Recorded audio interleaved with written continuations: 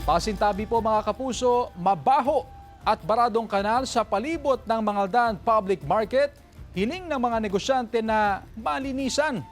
Sundan sa report.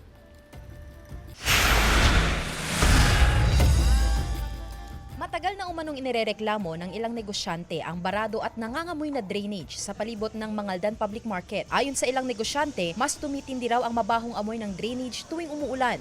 Minsan umaamoy yung ano niya. Ito, bitak-bitak po yung ano. Opo, sumisingaw po yung ano. Mataas yung tubig pag napupuno na. Kaya ano, siguro kailangan linisin na din. Para maiwas sa lamok. Hiling ng ilang negosyante, malinisan at maayos ang mga butas sa drainage system. Ayon sa lokal na pamahalaan, nakatakda na ang declogging operation sa drainage ng palengke ngayong buwan. Actually, meron na siyang notice to proceed. Na-bid na po yung programang yon.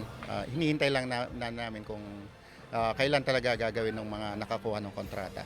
Taon-taong isinasagawa ng lokal na pamahalaan ang general declogging sa pamilihan. Ang problema raw, kaya mabilis mabaraduhan ang mga kanal, hindi sumusunod sa tamang waste disposal ang ilang negosyante, lalo na sa fish section. Ayon sa ilang fish vendor, Nilalagay sa plastic na, madam.